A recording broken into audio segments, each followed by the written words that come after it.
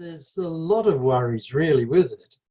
I think the main worry is that if I do get the virus, will there be people around and the resources around to test me, and if I test positive, to look after me from there.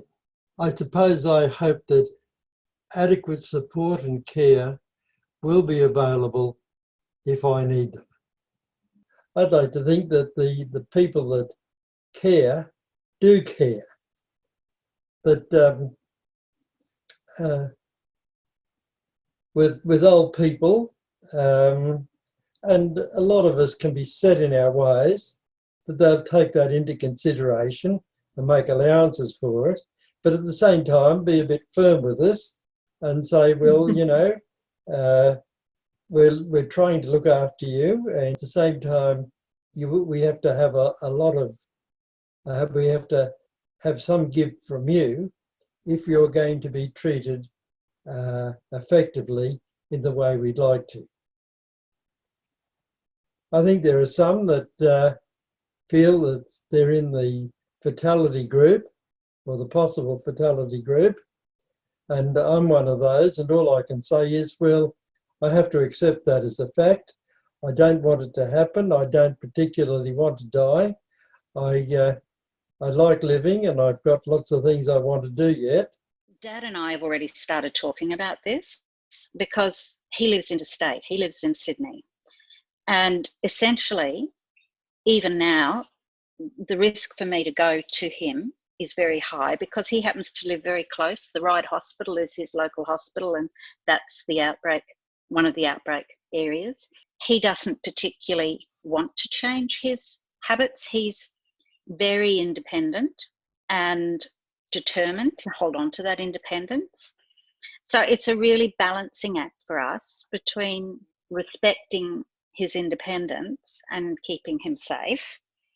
But on top of that, for me to even travel down to him is not safe at the moment. And he would be deeply unhappy if I went down and got sick just to see him. But the other side of it is, if he gets the virus, he's not likely to survive it. He and I have already had the discussion, and he has agreed that he doesn't want intensive care. He doesn't want ventilators. He's always said that previously, but we've discussed it again in light of the virus. And I've then had to have that conversation with him that, well, if you're not going to intensive care, and I think that's good to know because I think you're not likely to get offered it anyway, you may not get to hospital. So then what do we do?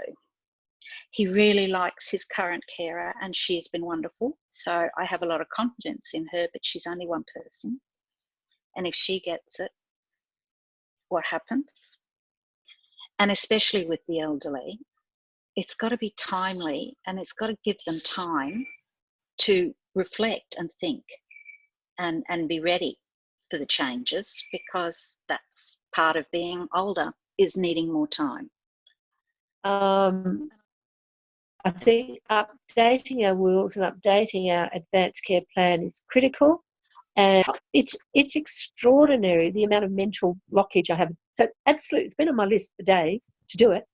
I am amazed at how I go through this total block about doing it.